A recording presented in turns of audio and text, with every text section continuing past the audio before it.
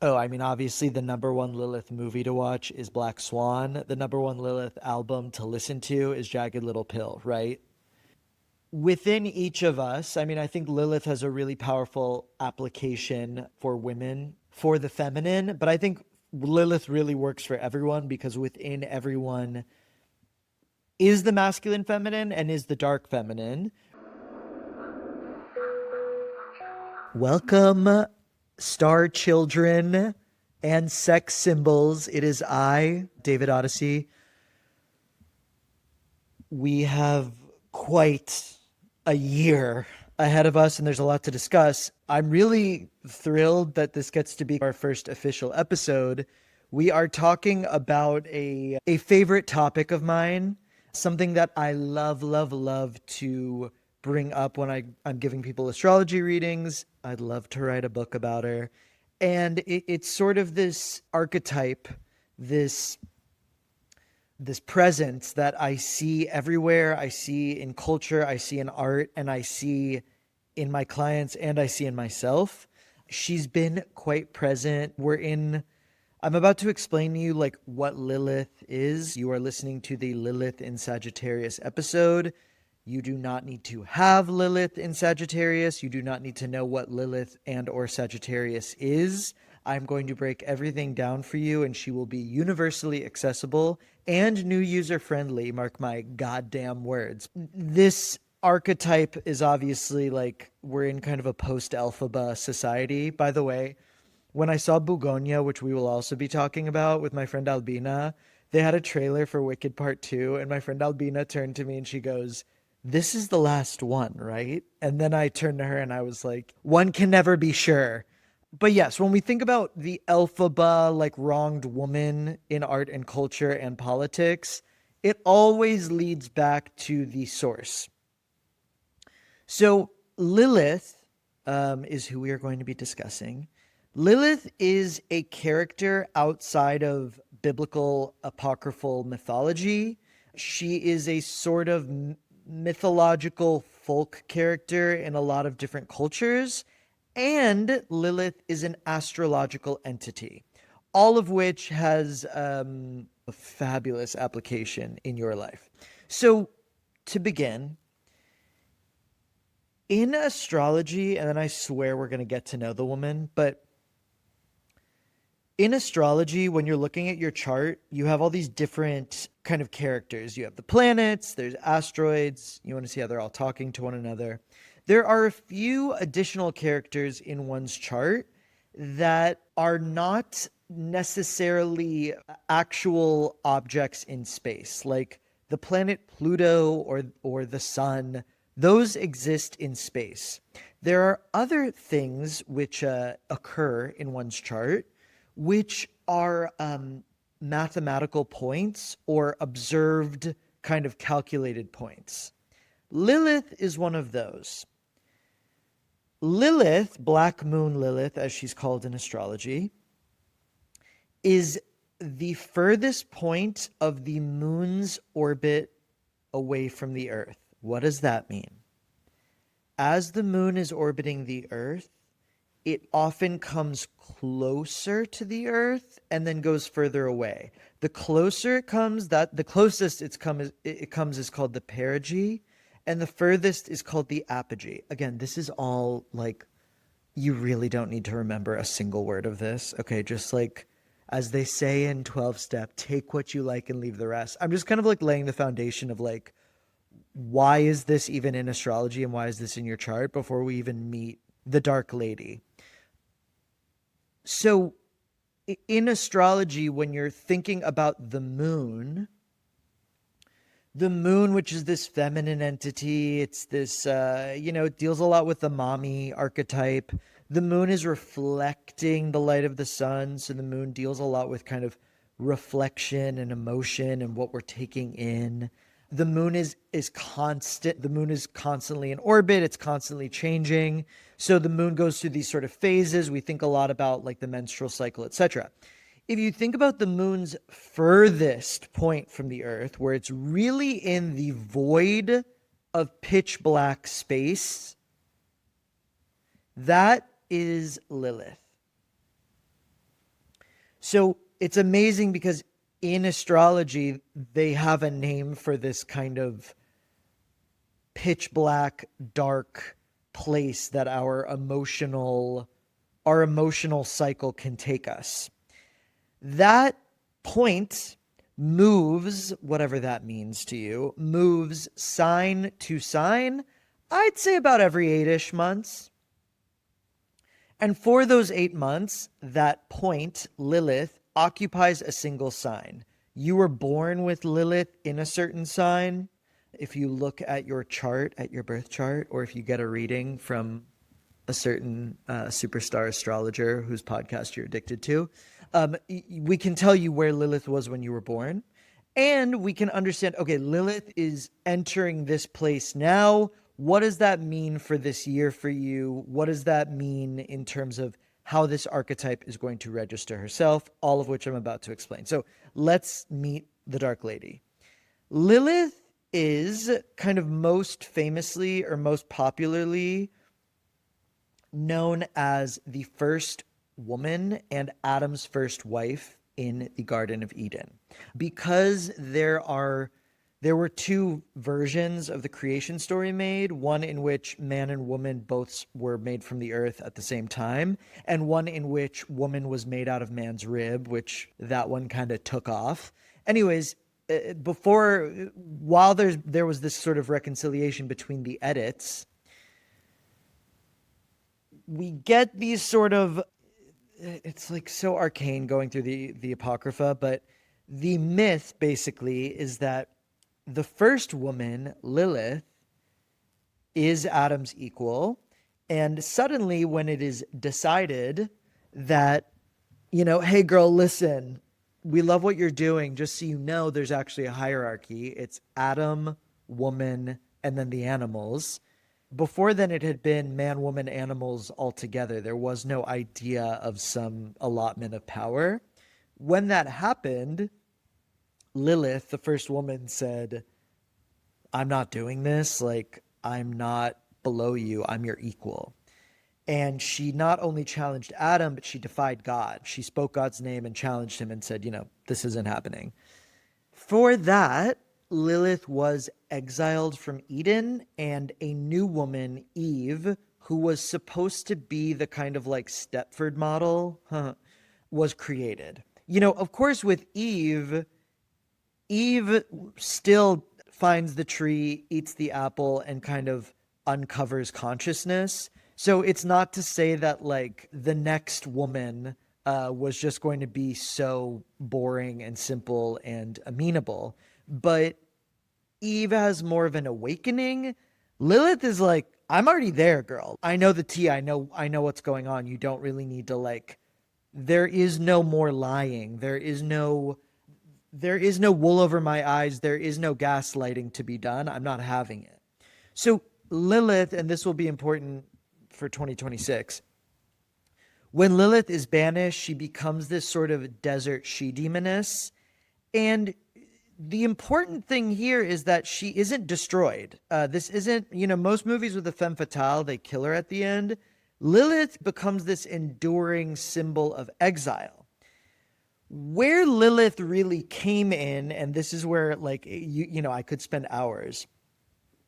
In Egyptian, Hittite, Sumerian, Israelite mythologies and folklore and superstition, they needed a figure to be the sort of repository for fucked up abject shit we can't talk about. So when men who were married were having ejaculation in the middle of the night, when they're having wet dreams, the town elders or the priests or the spiritual leader would say, it's Lilith, the she-demoness. By the way, the name Lilith comes from Lilim, which are like night spirit or wind spirit. That's the meaning of the word. They would say, Lilith has come to take your semen so she can breed an army of demon babies out of wedlock. Iconic. When a woman would have a miscarriage, it's originally claimed that Lilith wanted to take all the babies, and only households that had these sort of protective amulets around them were spared by her, But if a miscarriage happened anyway, it's because Lilith was granted by God. You know, she still gets like 19 babies a day or something. Okay. Then, and this is in the Book of Lilith by Barbara Black-Koltov. But by the way, she's one of the translations they give, or one of the names she had was, quote, wanton night hag, who, and I swear this is straight out of the book, quote, haunted wells and latrines. You know, when I read the wells and latrines thing, I was like, anytime you have been cruising in a public restroom, you know, I'm speaking perhaps more to the gay men listening, there is a goddess for that. She really is the idea of cruising, which is sort of sex in these shadow realms or in these unseen places. And yes, I am talking about the basement bathroom of Essex Market in the Lower East Side. Lilith is there. And James Joyce even refers to her as the patron of abortions.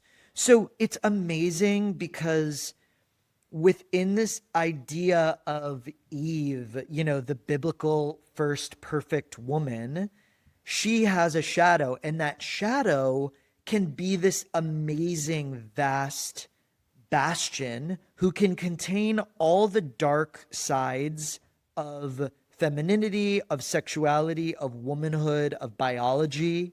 When you're thinking about abortions, miscarriages, basically coming, orgasms, all of these things that can be taboo or unspoken of, like, there's a girly for that, and her name is Lilith.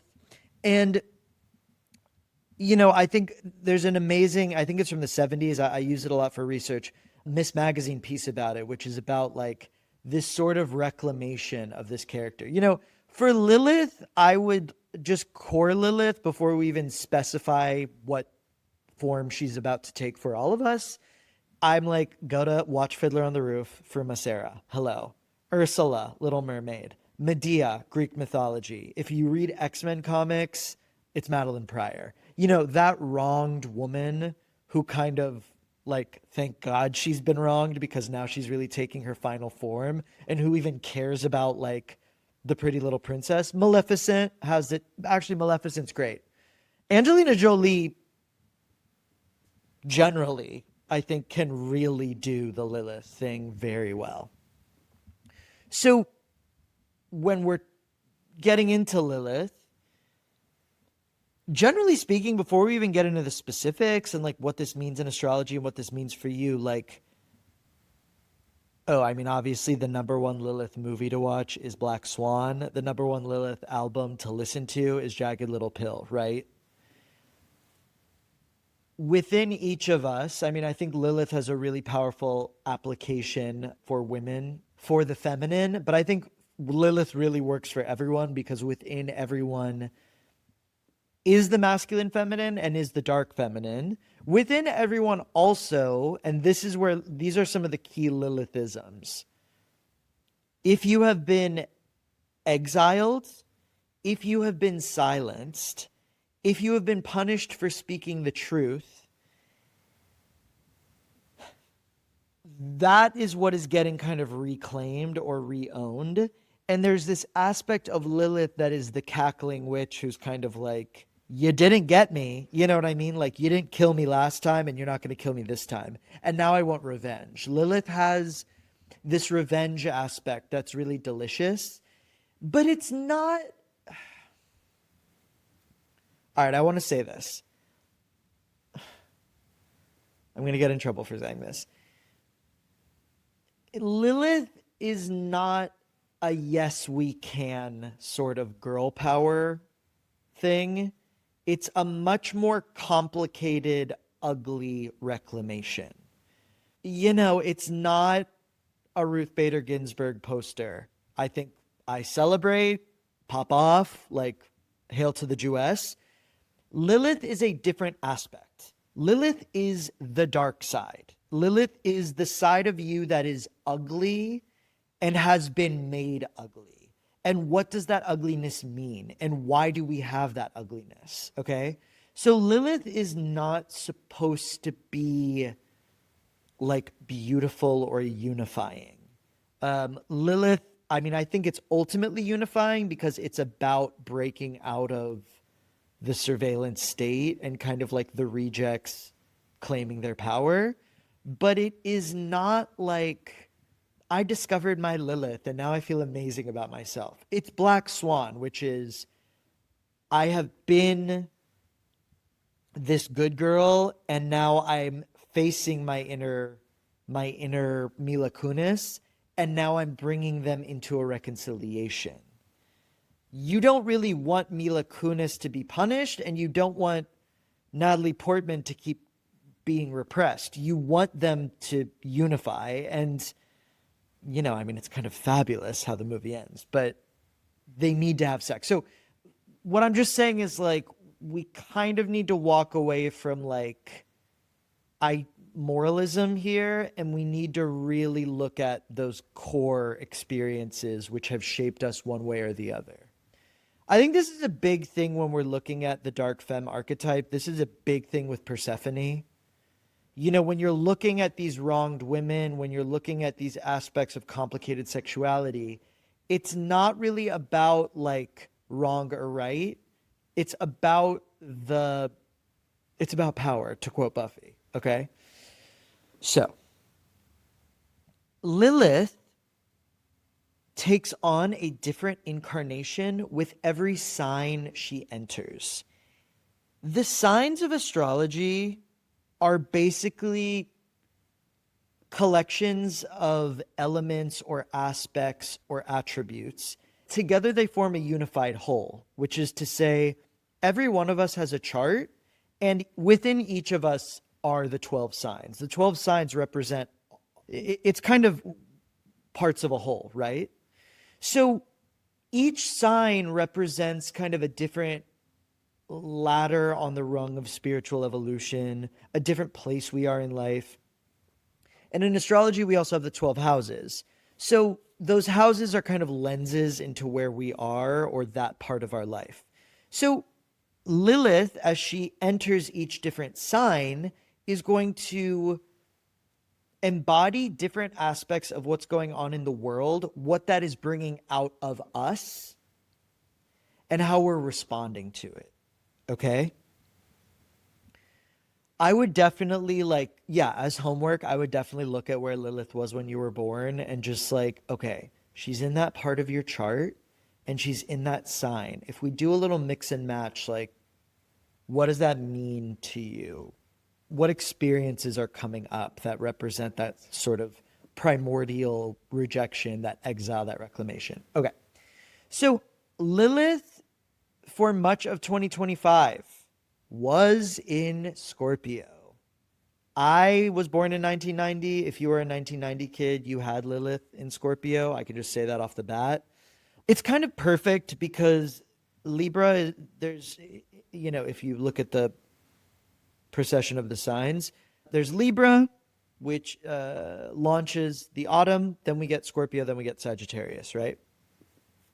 Libra is thought of as like the sign of perfection and harmony. I would really ascribe Libra to Eve. Scorpio, which deals a lot more with power, truth, the underworld. Libra is about the wedding and the marriage. Lilith is about, okay, what really happens when two people meld? What gets unleashed? What happens when you have sex? What is being revealed? Scorpio is really dealing with a lot of these deeper, darker elements. Scorpio rules the underworld. Hello, who's the queen of the underworld? Persephone, my patron goddess.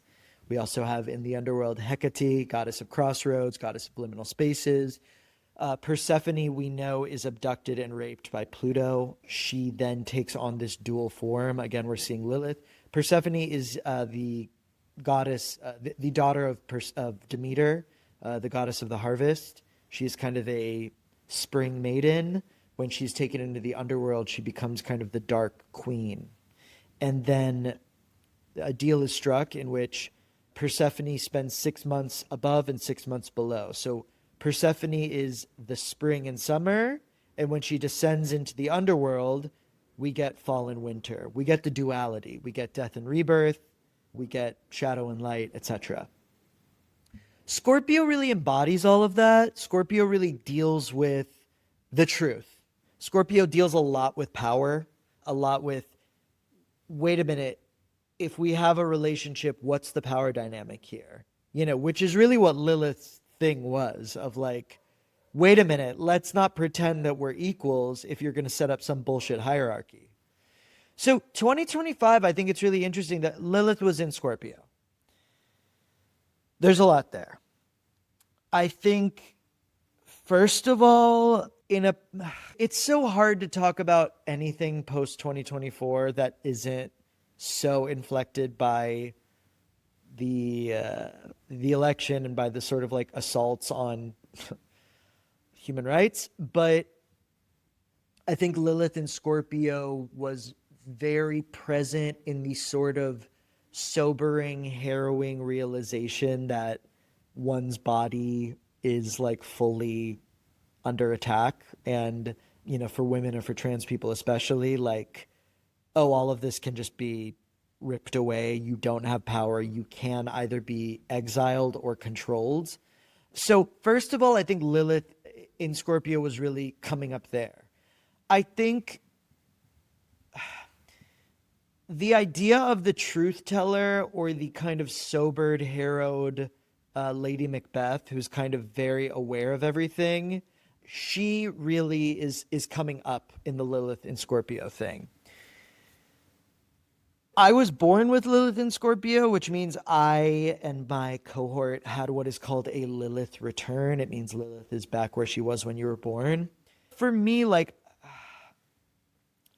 my Lilith in Scorpio has always played out in what I think of as a really complicated sexual identity. You know, I've had experiences with sexual abuse and sexual assault, which have led me on my own experiences of either reclamation in these sort of like hypersexual Dionysian dance floor dungeon arenas, to reenactment of abuse in these arenas, and to this sort of like ongoing reckoning in which my body, you know, as you know, I was a go-go boy, and there's this aspect of like, I have to put it all out, even though there are aspects that are deeply hidden. I'm just talking about, again, we can't really be moralistic here. When we're thinking about what we've been through in terms of our sexuality, in terms of power dynamics, in terms of abuse, in terms of conditioning, and observing how that gets expressed, how it gets played out, how we reenact it, how we heal it. A big part of the way that I've been in the world has been a people pleaser, and being someone who smiles a lot and blah, blah, blah, kind of always putting on the show. And when I had my Lilith return, which I would say was like the second part of 2025, I really started to observe those behaviors, and I started to really, not necessarily with judgment, but just observance, be like, oh, this is who I've been giving my power to. This is how I kind of want to make everyone happy. And I had this night, I went out in November, and I saw, it was crazy. I saw this like rogues gallery of everyone I've slept with in the last 3 years. Everyone I've made out with, everyone I've slept with, everyone I've kind of like, some of those experiences were positive, some not so great, some kind of like, what the fuck was that? But I had this Lilith aspect being like, look at what we've done. Look at all the power we've given away. Them, like, you know, and I had this moment of being like, oh, in all those times, there was a pedestal thing going on. There was a projection going on. What does it mean for me to take it all back and really own it? And when I say own it, I don't just mean like, you go, girl. I mean, own the shame, own the projection, own the performance, own all of that. So there was that aspect. And then I don't want to say I stopped caring, but like I just started I just started studying, and I had orientation for school, and I'm working as a waiter, And I just noticed, I was like, I'm not going to do the thing I did when I was in high school. And I thought, you need to be nice to everyone and smile to everyone and make everyone like you so that you can survive. I just can't fucking do it. And I don't care. So I'm bringing all that up just to talk about like my own Lilith return. And it was kind of great because I went to my school orientation being a bitch. People wanted to ask me, so where are you from? And I was like, I don't want to talk about the past. I don't want to talk about my shit that happened to me. I'm going to tell you what we're talking about. There's a lot of Lilith there. Lilith in Scorpio. You know, I saw Bugonia, which is the new Emma Stone movie by Yorgos Lanthimos. She had previously done, I mean, any movie she does with him is Lilith. She did The Favorite with Rachel Weisz, and she also did Poor Things. Those movies, for some reason, Emma Stone, who's my age, and I gotta say, like, you know, millennials have taken a lot of shit over the last 7 years because we are such losers. But seeing Emma Stone, I'm like, all right, there's a way. There's a way forward for us. Those movies, The Favorite, Poor Things, and Bugonia, I do think give us a pretty strong Lilith, which they are about these women in positions of power, either going up or down. And in Bugonia, she plays this she's just kind of this unforgivable bitch in Bugonia. In Bugonia, she's playing a pharmaceutical executive who will not seek any form of redemption or atonement, no matter what crime she has committed. And there is this sort of triumph to it because, it's so abject thinking about like a corporatist woman. But I think there's a really beautiful flip to it, which is like, if we think about power dynamics, what if we show a woman as the perpetrator and as the monster? And I think Emma Stone did such a good job in that because you're kind of rooting for her, where you're like, she is just not going to say sorry or relent. I think that, again, we're thinking with Lilith about the shadow and the mirror. So when we think about these periods where women are losing rights, there's something about seeing that flip side, which is what does power look like and why? And what is this world we live in? I warned my producers. We are going to be talking about Anne Hathaway a lot on this podcast. I'm obsessed with her. She has 3 Lilith. She has Devil Wears Prada 2 coming out 2026. She's in the Odyssey as Penelope, which is a gag. And she has what looks to me like a very Lilith movie, Mother Mary, with her and Michaela Cole, which is like this kind of dark pop witchcraft movie. Whatever, I'm gagged. Okay. Anne Hathaway is a Scorpio. She's kind of, to any Scorpio woman, by the way, Kathy Griffin, Roseanne Barr, Hillary Clinton. There's always that aspect of, we loved her, then we hated her. Anne Hathaway, we loved her, then we hated her, and now she's back. You know, when Anne Hathaway really was back and she was basically showed up in head to toe Armani and was like, you all tried to cancel me because you thought I was unlikable, and now I'm back and you can't kill me. That is the Lilith in Scorpio. Margot Robbie, my age, also is Lilith in Scorpio. We have Wuthering Heights coming out with her and Jacob Elordi. Listen, I'm more of a Charlotte Bronte fan than an Emily Bronte fan. Wuthering Heights, it's tough, but Wuthering Heights is also so much about destruction and what does sex and love do that can fucking destroy us. Okay, so that's all been very present. All that is the overture for Lilith entering Sagittarius. Lilith has, of the time of this podcast being released, Lilith is in Sag. She entered December 21st, 2025. She will be there through September 15th, 2026. So that's a large clumpy of 2026. When Lilith enters Sag, she takes on a new incarnation. What is Sagittarius? So like I said, Scorpio deals a lot with the violation, the awakening, the underworld, truth and lies, abuse of power. Sagittarius is kind of what comes next. Scorpio is so much about you destroyed me and I've been resurrected. Sagittarius is then like, okay, now I'm immortal. What do I want to do? Sagittarius is really about, all right, we've had the reckoning. Let's look forward. There's an inherent optimism, as Nicki Minaj says, Sagittarius, so I'm an optimist. Sagittarius has some of the best divas you're ever going to get. Britney Spears, Christina Aguilera, Tina Turner, Nicki Minaj, Miley Cyrus, Bette Midler. We get Lucy Liu. I mean, come on, motherfucker, right? So those Sag women, they're going to pound it. There is this aspect of, I want to break a brick wall down and go where no one has gone before. That's Sagittarius generally. It's the centaur firing an arrow. It's very much, where do we want to go next? And for women, I think Sag is so, it has this bon vivant quality to it, which is, I'm out there, I'm brave, I'm curious. I either want to like fucking slam it, if you think about Britney or Christina or Miley, or I want to explore things that haven't been explored. The thing with Sag, and this is going to be a big one, Sag, I don't think, Scorpio is so much about, we're looking back, we're dealing, these are the recriminations. Sag is like, I don't want to look back,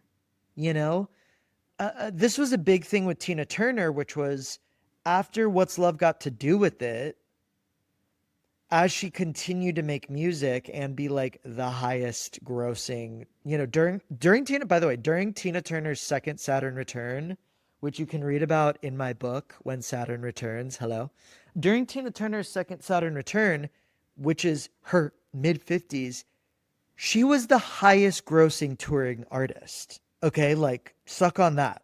So Tina Turner, who after What's Love Got to Do with It, after her backstory, for those who don't know about this, Tina Turner had been abused by her husband and musical partner, Ike Turner, and they split up. She went solo and became this superstar and this real Sagittarian, like, record breaker for Black women and for women in general in music and rock and roll.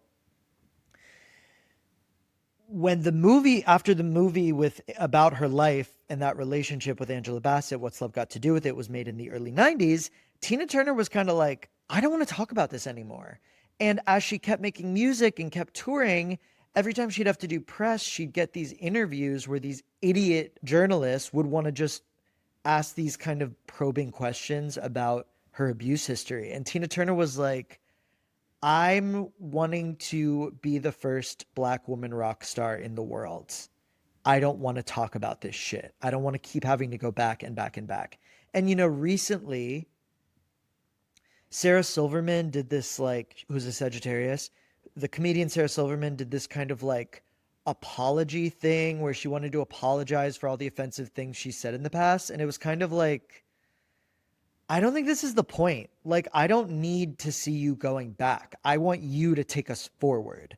All right. So I'm bringing all of this up because if you think about the Lilith story, Lilith in Scorpio is the heartbreak and the catastrophe of leaving Eden. Lilith in Scorpio is the realization that husband, parent, God, authority is betraying you, has betrayed you, that the system was rigged against you, that you're fucked. Lilith in Sagittarius is what happens when she says, you know what? I'm going into the wilderness and I'm not looking back. If you send angels to bring me back, I'm not looking back. I'm going forward. I'm going to make an amazing career for myself as the she-demoness. So Lilith in Sag, just generally, and I think this is a big thing for obvious reasons for 2026, I think a lot of the shock of this election cycle is now wearing down. And a lot of the shock of the world we live in and the cruelty of it is now present reality. As Lilith enters Sag, she's a bit that side in all of us, and I think that cultural feminine is a bit more in fighting shape. Sag is a fire sign, and there is this aspect of like, I don't even want to go back to Eden. I don't want to go back to the way things were. We have to find something new.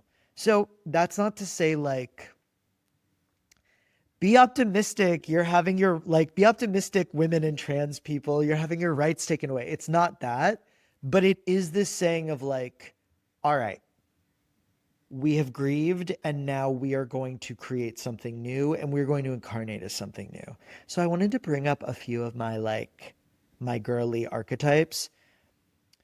Jennifer Connelly, Sagittarius woman. Let me just say this. I've said this before and I'll say it again. There are 3 people I will take a bullet for: my rabbi, my Zumba teacher, and Jennifer Connelly. Let the record show. Jennifer Connelly, who is just like, I mean, not even to talk about little children, but even in fucking Top Gun, you're just watching and you're like, they just can't crack, like, they cannot crack you. She's the perfect woman. She's the perfect everything. We don't even need to talk about Requiem for a Dream. She's so, okay. But I wanted to bring up, obviously, one of my all-time favorite movies, which I highly recommend any human being watch, which is Labyrinth. Jennifer Connelly, who's a teenager in Labyrinth, it's from 1985. Labyrinth is a Jim Henson, George Lucas, David Bowie joint. It is a fantasy adventure in which Jennifer Connelly's character is thrust into the Goblin Kingdom and must make her way through all sorts of challenges so that she can face off with the Goblin King, played by David Bowie. When Jennifer Connelly is thrown into this adventure, you know, most movies or books we read when there's a heroic adventure, at the start, the protagonist is kind of like, no, why me? What is this? Okay, Jennifer Connelly, it's amazing because in Labyrinth, she's like, okay, I got it. Goblin Kingdom, it's a maze, it's a puzzle, I have to solve it. Shablam. It's so refreshing, her performance, for a lot of reasons, but I'm bringing that up because there is this straightforward aspect to it. I mean, it's also, I think, if you think about Sagittarians like Nicki Minaj or Britney Spears, where they're just like, I'm just here to do it. Like, I don't want to talk anymore. Like, we don't need to talk. We don't need to do this like act of like, who, me? I'm the one. I have power. Why? No, Jennifer Connelly really is just like, let's fucking do this. Let's go. And then, of course, the ending speech of Labyrinth is her saying, you have no power over me. She says that today. I have chills. But I just want to bring all that up because that aspect of like, okay, we know what the score is. Let's just fucking go. I think that's the fun when we're thinking about the Sagittarian assignment for Lilith. I obviously have to bring up major Catwoman, Zoë Kravitz. Zoë Kravitz is a very important Sagittarian.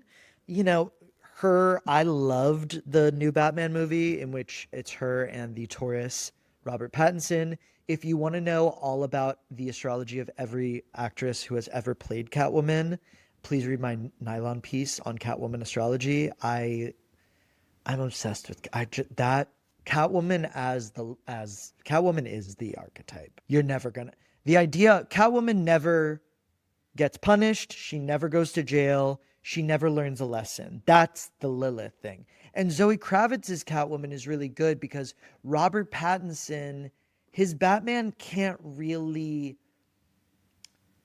he's quite static. And Zoe Kravitz is really driving the action. And Zoe Kravitz is the one who's just like, we got to make some shit happen here.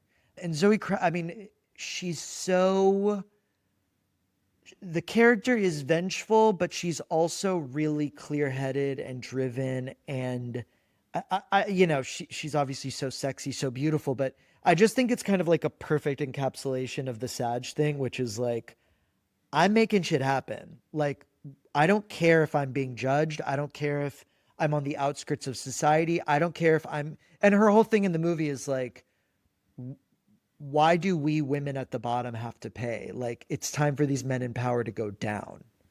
It's fabulous, right?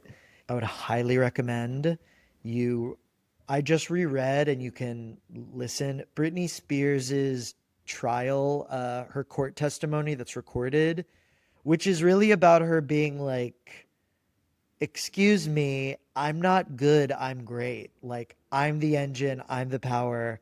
I don't need a therapist. I don't need this system to hold me accountable. Like, I'm gonna fucking do what I'm good at. I'm the one. So again, we're thinking about these themes of liberation and about the outlaw woman. Catwoman is an outlaw.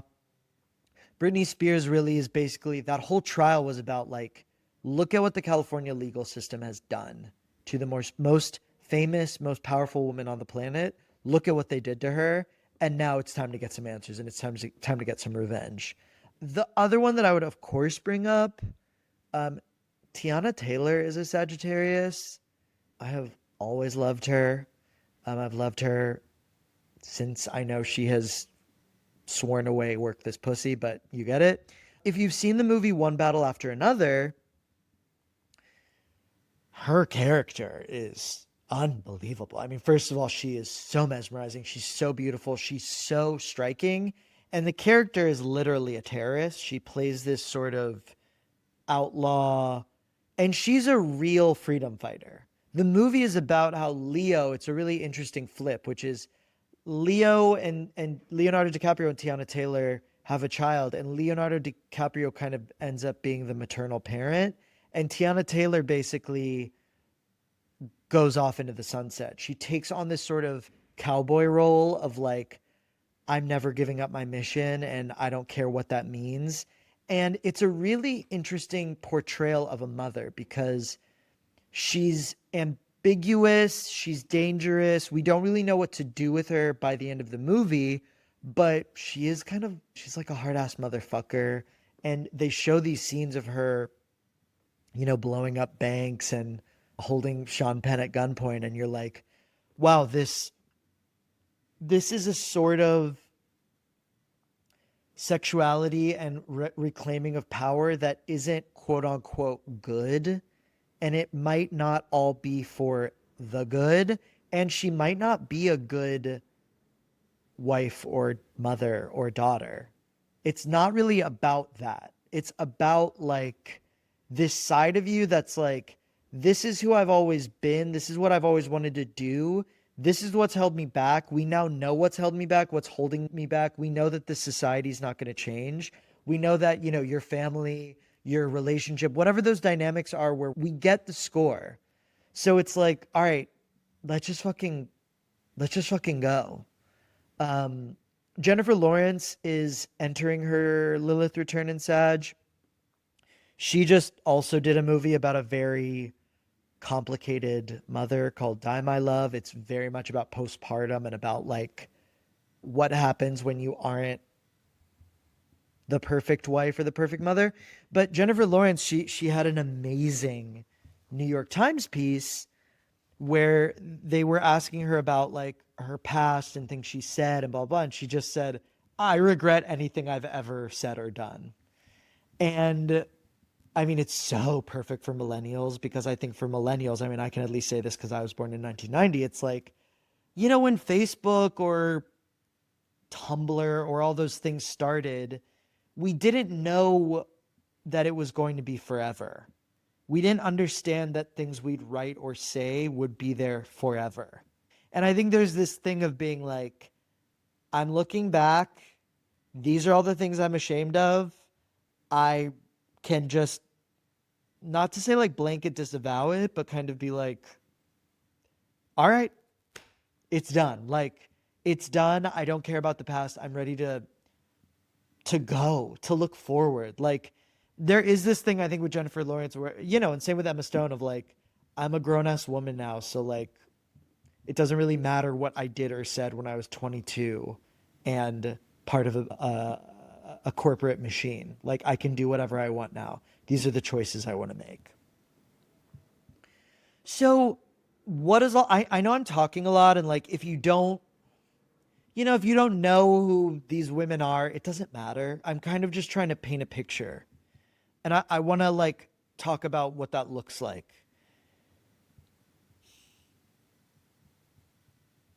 We recently, California recently made the big effort. A lot of California lawmakers have basically said it's time to redraw the voter maps. Redrawing voter maps has kind of been the dirty game of a lot of conservative lawmakers. And only recently have these liberal lawmakers in California said, it's just time that we fucking play dirty.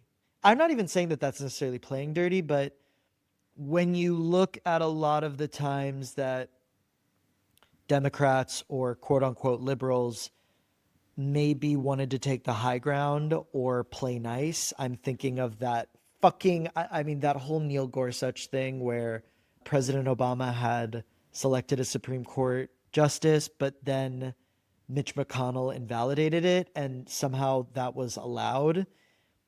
There's something about who cares that I think that Lilith and Scorpio blasted away, which was like, this is what we got for playing by the rules. This is what we got for pretending to be good. This is what we got when we were exposed for our own hypocrisy. Enough. Let's redraw the maps. Let's do it.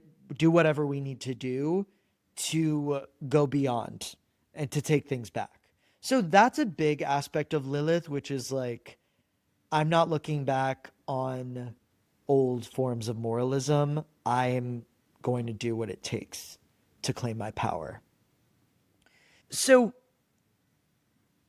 I think generally speaking, when we're looking at like the world at large, but also like where any of us is in it, I think Lilith in Sag really represents, and I think these are the questions we kind of need to ask ourselves. Like, it's not even what is your dark side, it is what are the things you've been afraid to do and who would they have pissed off? What are the things that you weren't supposed to do because ... and why was that bullshit? And with that, you get this sort of like, again, Catwoman Dark Avenger. So I would definitely, with style and with the sort of invocation, we're really thinking Lilith in Sag is a little bit more adventurous, curious. She doesn't really care about being judged. So this isn't quite as much like, this is my dark side, I'm going to be a goth now. It's not quite that. It's a little bit more like, I'm wearing this, I dare you to fuck with me. You know what I mean? And I think in terms of the role you're wanting to take in your personal life or politically or culturally, whatever, Lilith in Sag is so much about, if we were to look forward at what needs to be done or where we want to go, if we were to consider the rules no longer applying, who does she look like? What does that look like? What form does she take? And what does she need to do or say? I would, of course, recommend, if you get a reading with me or if you look at your own chart, where is Sagittarius in your chart? What house is it? What part of your chart is it? What planets are there? Who is Lilith interacting with? Is Lilith hitting a planet? Is she turning it on? What part of your chart is having an awakening or an unleashing? So those are all some Lilith-isms. I'd be really curious what form she takes for you. So send me pictures, let me know.